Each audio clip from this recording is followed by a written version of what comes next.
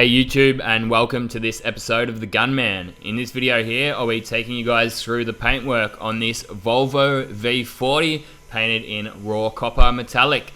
I'll be using Standox solvent based base coat, and for the base coat stage I'll be using the DeVilbiss GTI Pro with the T2 air cap on it.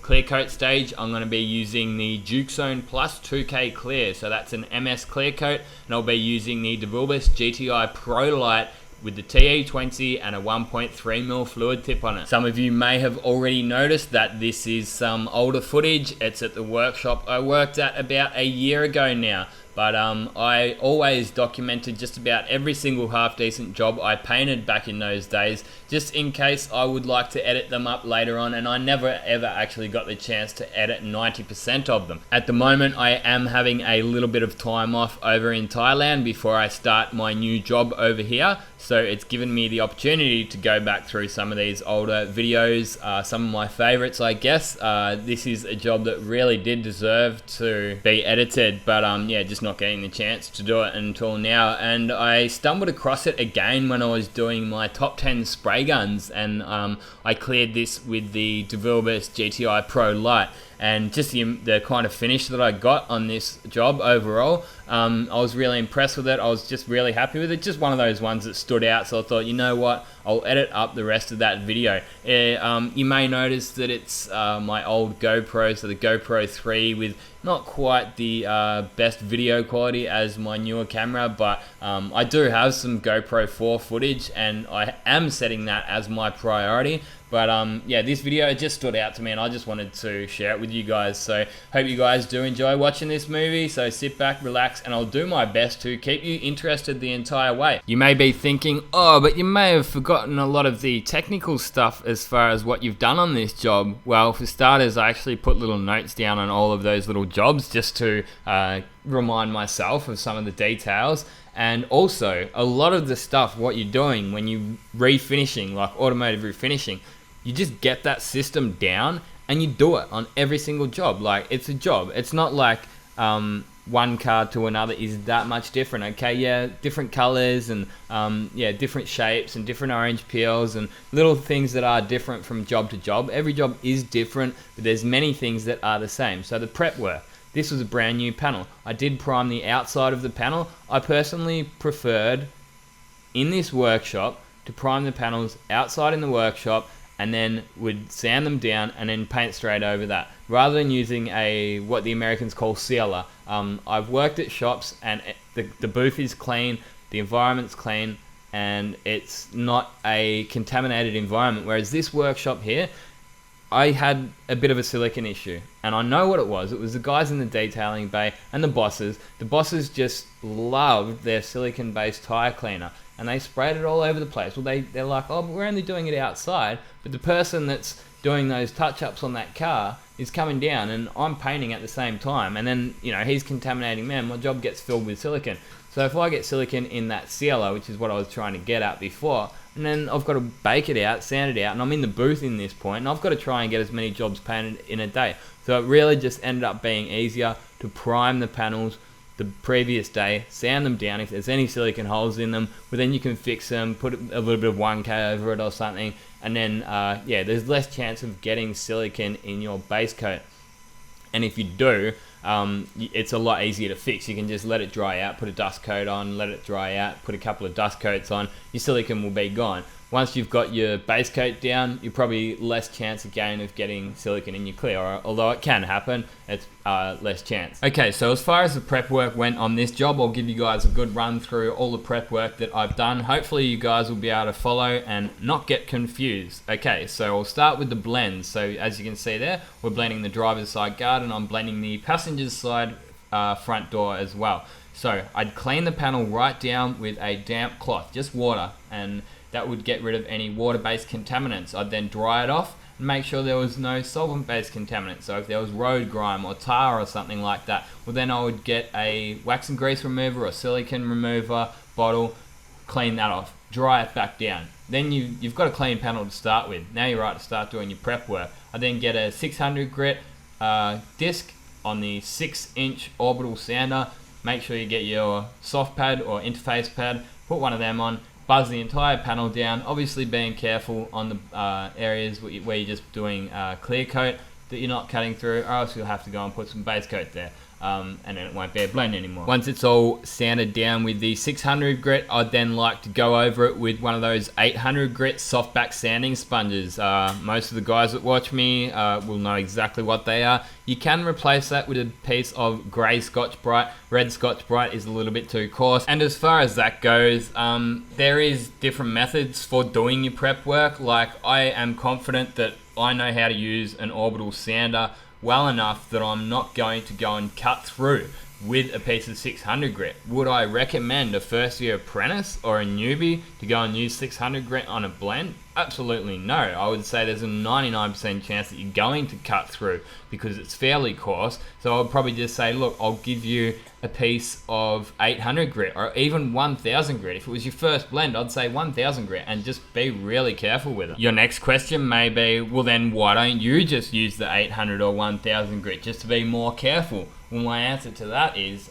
it's actually about saving materials. If I'm to use 800 grit and sand out most of the orange peel, which is what I like to do, so I like to sand out the OEM orange peel, because if you don't, your base coat can actually sit on there funny and your blends may not work. So when you come to this stage here, if you're left with orange peel, you'll find these little static sections, because where the shiny spot is from the low of the orange peel, yeah, your paint won't quite sit there properly. So to do that with a piece of 800 grit or 1000 grit, you might end up using, say, 2 or 3 pieces per panel. But 600 grit, you'll get 2 panels done with 600 grit, at least 1 panel depending. And as much as it's not even my materials that I'm talking about here, this is, I'm an employee, but the way I've always looked at it is, the more money I make for my boss, the more money they can give me. Like, if you started a new panel shop and, you know, you get, say, $1,000 a week to start off with, or $1,100 a week, and then after 2 months, if their figures are just doubled and you turn around and say, mate, I want $1,300 or $1,400 a week, they'll be stupid to say no. If their shop has just turned right around, you got production up, you got materials down, and everything's running perfectly, you know, an extra $200, it's not much, but a good painter will save you much more than that at the end of a week. That's why I look at it anyway, and that's why I've always strived to be the best that I can be. I also don't like being wrong. I see, like, if I make a mistake, I see that as me being wrong. I've got a bit of an arrogant personality, I believe, and yeah, I just always like to be right, so I don't like making accidents. And as far as the speed goes, I think that comes back to being an apprentice. And, you know, you were getting, I was literally, I'm not even joking, I used to get a can of Coke for doing half an hour's overtime. Like, they wouldn't even pay me for it. It's like, you'd get a can of Coke or a, you know, like, you'd get a couple of beers. The boss would come down, you know, oh, do you want to stay back and putty this up for us? I'll give you, let you have a beer. And so that was, you know, always pushed me to just get the job done. You know, you don't want to be hanging around and working for stuff all. And I guess you just get into the, it just gets in, it's part of you. You just work fast. If I'm at work, I'm going to be working fast. I mean, I don't just go and, you know, dilly-dally around. When I'm at work, I'm there to work. I'm not there to stuff around. The way I say it, the quicker I get the job done, the quicker I can go home. And long run, when you're the, most of the time I am the head painter, and in most of the shops I've worked at, and this has been for a long time, it didn't take long at all until I was foreman in a shop. I think I was like 22 or 3 years old or something like that. It was only just a year or two out of my time, and I was running a big 4-wheel drive panel shop there in Melbourne. But I'm sure it's more than obvious that this is more than a job to me. It's my passion. I absolutely love spray painting. I've been here in Thailand for only just over a month, and I'm really missing it. And you know what I'm actually really missing? This kind of work. This is where I shine. This is what I really love doing. Automotive refinishing. I don't even know if I'm that much into the custom stuff anymore. Carl Heath, I'm pretty sure his name was from memory. He's got his own shop over there in the UK. He's on Instagram as well. But he made me realize that. He said, yeah, I'm not the big custom paint type guy. It's too time consuming and very fiddly. And then it made me think, you know what, I think he's right. Like, cause when I had that year, when I was working in my own panel shop and I was doing a lot of that resto stuff, I was really starting to miss this every day, just high volume, pump them out. But when you're working on nice quality cars like this and the Mercedes, you know, it's not like you're working on dirty old, you know, bunky cars. And if you are the top dog, you know, if you're the top painter, you're going to get to choose your jobs, and you're going to actually not just choosing your own jobs. You'll be telling people what you're painting, and you'll be telling other people what they're painting. So you know, you're not going to be giving yourself the dirty old 30-year-old Corollas. You're going to be giving that to your apprentice, and they're going to be learning on it. But yeah, I hope you guys have enjoyed listening to me prattle on there. Yeah, so you may have noticed me doing that blend, that clear that I had in this gun earlier before I did that base coat blend. That was Standox 599. I refer to it quite commonly as blending clear. Reason I call it blending clear is because the glazurate version of it is called blending clear, but all it is basically just clear base coat. Yes, the Standox 599 has a little bit of a yellow tinge to it, but you may have noticed that I actually left it just off the edge of the panel. So where the panel edges up to the next panel, I left about 2 inches that I didn't spray it. So the amount of yellowness that is in there, especially by the time you mix it up 1-to-1 and then left it off the edge of that panel, there is absolutely no way you're going to be able to see any color difference in it. You will be able to see this car when it's out in the sun later on. And look, as far as a color like this goes, you're always going to get a slight difference, even just by one coat of clear. Yes, you have sanded down the original clear a little bit, but even just that one coat of clear, it's probably, as much as anything, it's just fresh paint. You know, like fresh paint's never really going to look like old paint, is it? The newer the car, I've found, is actually easier personally to do refinishing. And yeah, when you're doing those blends that I was mentioning just then, I find the color match makes a big difference. And Standox, I believe, is quite good with colors. Like, there's some times that I absolutely hated it and I was cursing, this bloody Standox again. But once you get the hang of a few of the colors, like, there will be certain problematic colors, and then you learn how to work with around them and around that spectro. It's actually quite a good paint system, especially after going and in my own shop I was using concept paints, and that is absolutely terrible. Like, the color matching is a joke, and like, there is colors that you literally will not be able to get because you don't have the tinters, or the metallic will just not lay down properly, or it won't just stand up at all. Yeah, it's cheap, it's a budget paint, but yeah, as far as working in a shop like this, it would cost you more to run that cheaper paint, because yeah, you'd half the time you just simply wouldn't be able to get the colors, and yeah, it'll last 2 weeks and you get rid of it and you get some half decent paint in. Yeah, so also some of the Standox metallics, they cover pretty averagely. Like, this color wasn't too bad, but like, if you get like a straight silver, the coarser the silver the worse, because they just seem to put a lot more binder in them. I guess that's similar with most paint systems, but it really did seem to be a little bit worse with the Standox than the glazurate, which is what I used previously to Standox. The coverage just seemed to be a little bit better. Again, this is solvent based, so if you're talking about your water base and you're using all that, well then yep, your coverage is going to be like 1.5 coats. I'm yet to use it in a smash shop environment, but I'm looking forward to getting. I'll get there one day. Yeah, Australia is a little bit behind the times as far as some of those laws go, but sometimes it can actually be a better thing because we've got the option. Like in Europe, you don't even have the option to use solvent base.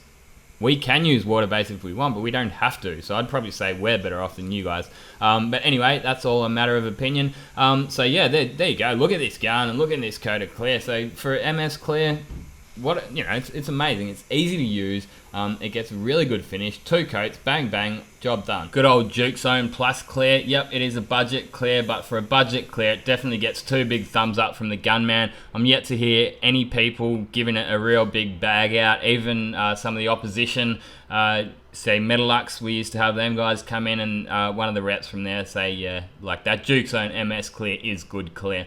It may not quite have the UV resistance as some of the top of the line HS or VOC clears, because they're a lot thicker, but yeah, it's user friendly, and yeah, as you can see there, you can get great results with it. Hang around for a couple of minutes and you'll see the car out the front and in the polishing bay. Look, to be honest, if this was my workshop, I would not be polishing a job like this. It's too clean. I don't like polishing. I don't really know any spray painters that like polishing. It's just time consuming, it's dirty, and it's yeah, I don't like it. And like, most painters actually realize that you're better off leaving a clean job like this unpolished. Once you've sanded, you know, you can do your best, especially in a shop like this. It's a volume shop, so you know they'll sand it down when it's still quite fresh. Like they'll leave that overnight, or maybe, you know, a couple of days or something. They'll then polish it, and it'll look fine for a day or two. But then the owner will take it away, and a couple of weeks later, all those spots, I would give it like